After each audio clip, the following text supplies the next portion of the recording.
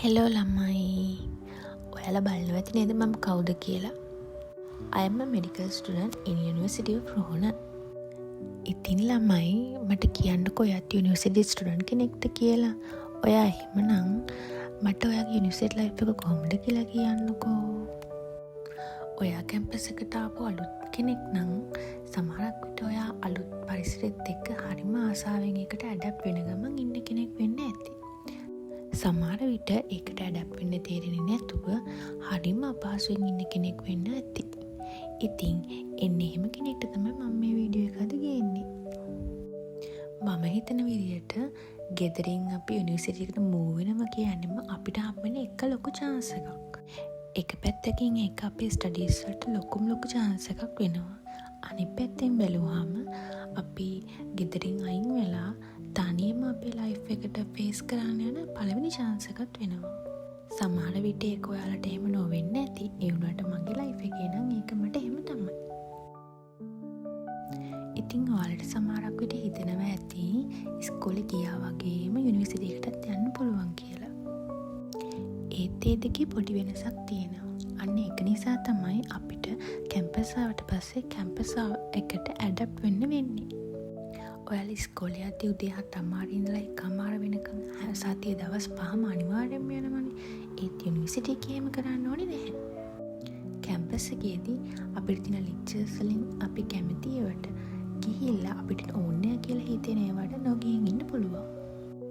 ඉස්කෝලේදී අපිට පාඩම් කරන්න ඕනේ දේවල් අපිට අච්චු පොත්වල ඔක්කොම print කරලා ඒ විදියට ඔක්කොම තියෙනවානේ. ඒ වුණාට යුනිවර්සිටි එකේදී එහෙම නෙවෙයි.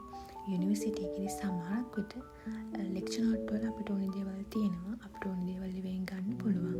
ඊට අමතරව අවශ්‍ය ගොඩාක් දේවල් අපි තනියම කියවලා පොත් වලින් හොයලා බලලා අපේම නෝට් එකක් අපි තමයි හදාගන්න ඕනේ. ඉතින් එහෙම නෝට් හදනකොට අපිට ඕනේ පොත්වල හදාන්න නම් අපිට පොත්වල ලියලා හදන්න පුළුවන්. එහෙම නැත්නම් අපිට ඕන නම් අපේ ටැබ් එක හරි ලැප්ටොප් එක හරි පාවිච්චි කරලා ඒවේ නෝට් හදන්නත් පුළුවන්. එහෙම නෝට් හදනකොට අපිට Google, AI, අපිට තියෙන ලෙක්චර් නෝට්ස්, ඒ වගේම YouTube එකේ ඒවට තියෙන එක වීඩියෝස්, තව අපිට තියෙන රිසෝසස් බුක්, ඒ වගේ ගොඩාක් දේවල් අපිට යූස් කරන්න පුළුවන්. ඉස්කෝලේ කාලේ හැම නෝට් එකක්ම පොත්වල ලියලා පුරුදු වෙච්ච අපිට යුනිවර්සිටි එකට ආවට පස්සේ ටැබ් එක, ලැප්ටොප් එක පාවිච්චි කරලා පාඩම් කරන්න පුරුදු වෙන්නත් වෙනවා.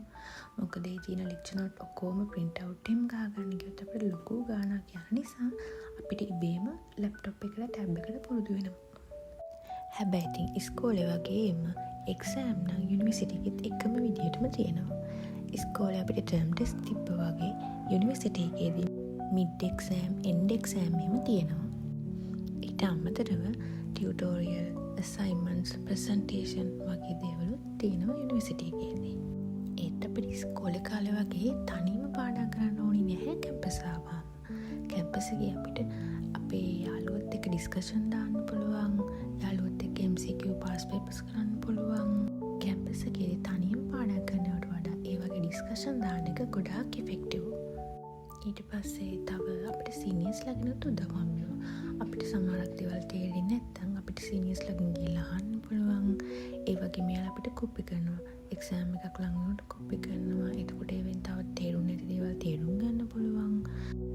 ওই විදිහට තමයි ඉස්කෝලේ යුනිවර්සිටි එකේදී ස්ටඩි කරන විදිය ටිකක් වෙනස් වෙන්නේ.